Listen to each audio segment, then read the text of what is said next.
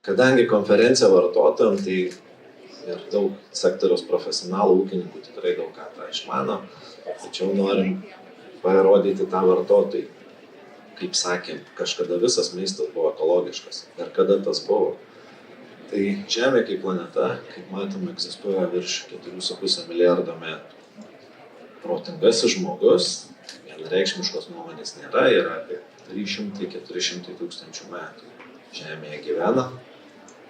Žemės ūkis kaip toksai, manoma, jau taip aktyviai buvo praktikuojamas prieš maždaug 8500 metų ir ėmė sparčiai plisti.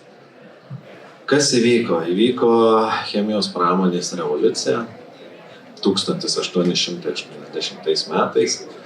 Kaip ir daug kas moksle prasidėjo nuo klaidos arba atsitiktinumo. Tai vynuogių augintojai Prancūzijoje, norėdami apsaugoti vynuoges nuo vaikų vagysčių, panaudojo bordo mišinį ir po to pastebėjo, kad tai turi labai didelį poveikį, vynuogių ligoms. Ir tai tapo labai patogu kontroliuoti tam tikrus procesus. Ir su cheminės pramonės revoliucija prasidėjo organinių pesticidų naudojimas, kuris vis dar tęsiasi ir iki šiol. Taigi chemizuotas ūkis, kurį vadiname įprastiniu, egzistuoja iš esmės tik kiek daugiau ir 100 metų. Tai iš mūsų gyvenimo ir laiko perspektyvos tai atrodo, kad jis yra įprastinis, bet jeigu mes žiūrėtume iš to, kiek egzistuoja žemės ūkis mūsų žemės planetoje, tai yra labai mažas laiko tarpas. Tai netaip seniai visgi buvo visas maistas ekologiškas, o kaip Silvestras sakė, tiki, kad ateis tokie laikai, kai jis vėl visas bus ekologiškas. Kodėlgi mes vartotojai turėtume rinktis ekologišką maistą ir ką parodė ir jūsų atsakymai, tai iš tikrųjų ir visuomenės apklausose pagrindinis atsakymas būna, kad tai yra palanku mano sveikatai. Tai yra maistas be cheminės taršos, tas iš tikrųjų plačiai yra diskutuojama ir tikrai vartotojai, kurie renkasi, iš esmės įvardina 3 šitas priežastis, dažniausiai 2, net 3 neapruškių sako, ir dar kartais, kad be genetiškai modifikuotų organizmų. Taip, tai yra tiesa, šitojame ekologinės gamybos būde yra draudžiama naudoti sintetinius pesticidus ir sintetinės trąšas, ką minėjau jau ir kolegai, ir genetiškai modifikuotus organizmus. Bet yra šiek tiek daugiau ir plačiau. Tai jau ką ir kalbėjom, tai yra švaresnė aplinka, gyvūnų gerovė ir kraštovaizdis mums patiems. Dėl švaresnės aplinkos, ką mes galime padaryti, tai Vilniaus universiteto informacija, kad vis dėlto, kaip žinote, Baltijos jūra yra viena užterščiausių jūrų pasaulyje šiuo metu ir jos ekologinė būklė labai sparčiai blogėja. Žemės ūkis yra viena iš dalių, kuri prisideda prie šitos taršos. Tai mažiau naudoti ant mineralinių sintetinių trąšų, kurios tikrai greitai tirpsta ir greitai įsiplauna, yra mažas prisidėjimas prie mūsų aplinkos gerinimo vis dėlto.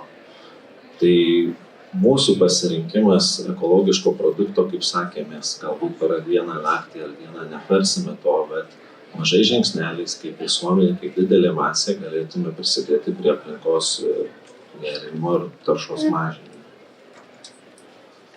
Kiek vertas yra vaizdas pro mūsų langą, kitas klausimas.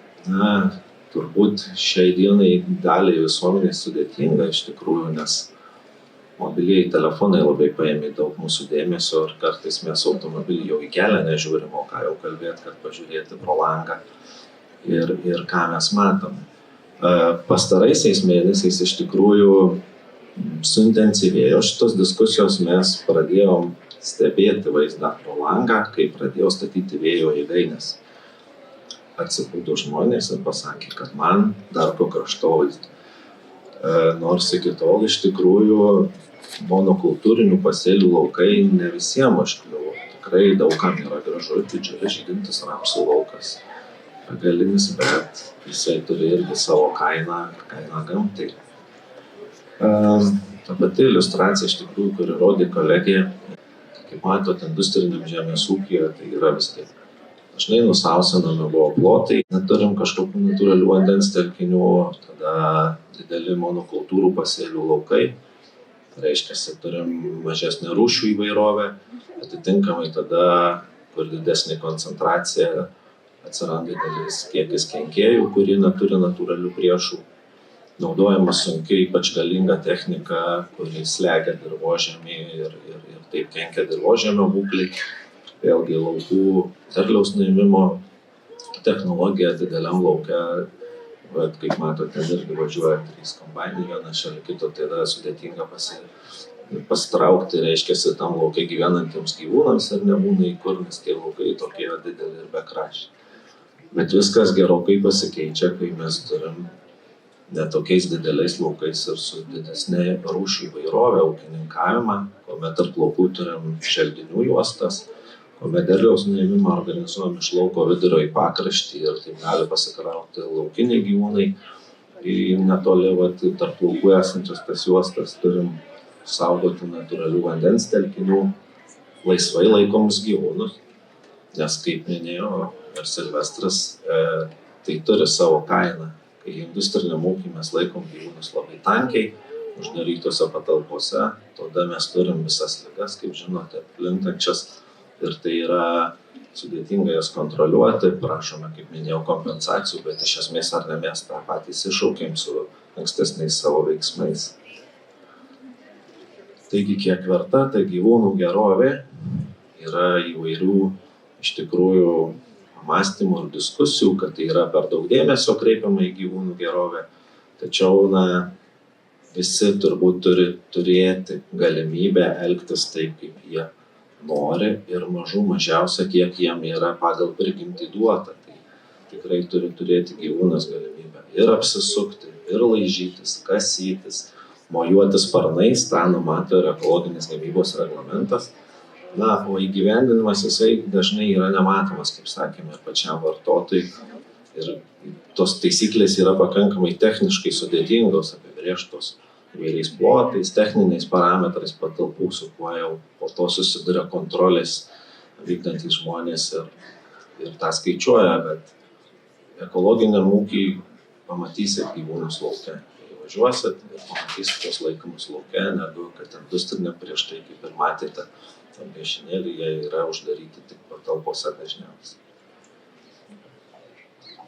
Čia yra šiek tiek nuotraukų iš asmeninio archyvo, kad laisvai laikomi gyvūnai ir kai tenkinami jų poreikiai tikrai atrodo laimingesni.